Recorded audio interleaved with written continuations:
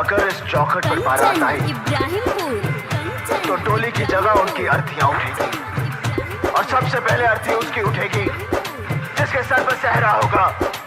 लाशें बिछा दूंगा, लाशें बिछा दूंगा, लाशें बिछा दूंगा, लाशें। हई रंगा बहाजी कहती है अपना बाप के, दारू पी के आइब बियाह वाला रात के। हई रंगा बहाजी कहती है अपना बाप के, दारू पी के आइब बियाह वाला रात के। हम ना डराइब हो लेके तो है जाइब हो, जवन साला बोली ओकरा टांग धक फारब। मरवा में तोहरा बरबा के हम ही गोली मारब, मरवा में तोहरा बरबा के हम ही गोली मारब।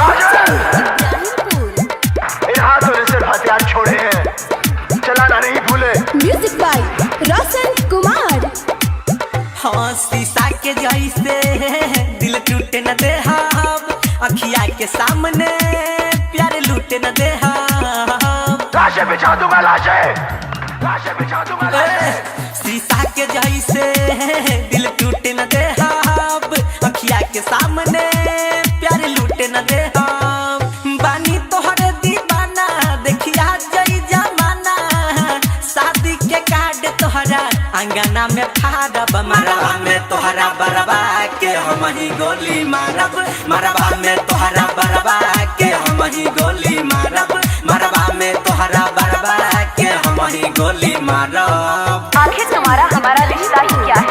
रिश्ता में कुछ नहीं जानता, सिर्फ इतना जानता हूँ कि तुम मुझे प्यार करती हो।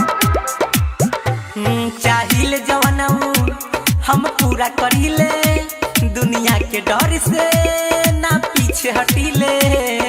लाशें बिछा दूंगा, लाशें बिछा दूंगा, लाशें। हाँ चाहिए जवानऊ हम पूरा करीले, दुनिया के डर से ना पीछे हटीले।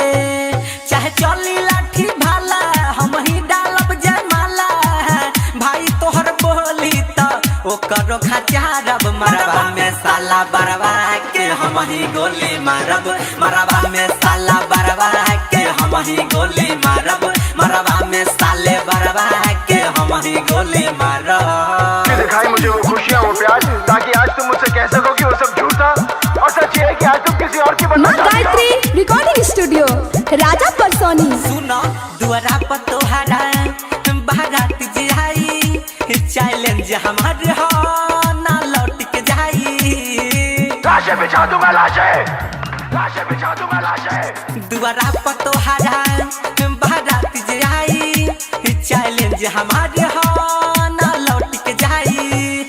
रोशन विकास राम जीराज, रोशन विकास राम जीराज, कहे जवन छुई हो करी दुनिया उजारब। मरवा में तोहरा बरवा के हम ही गोली मारब, मरवा में तोहरा बरवा के हम ही गोली मारब, मरवा में तोहरा दुल्हा के हम ही गोली मारब। हई रंगा बहाजी कहती है अपना बाप के, दारू पी के आइब बियाह वाला रात के।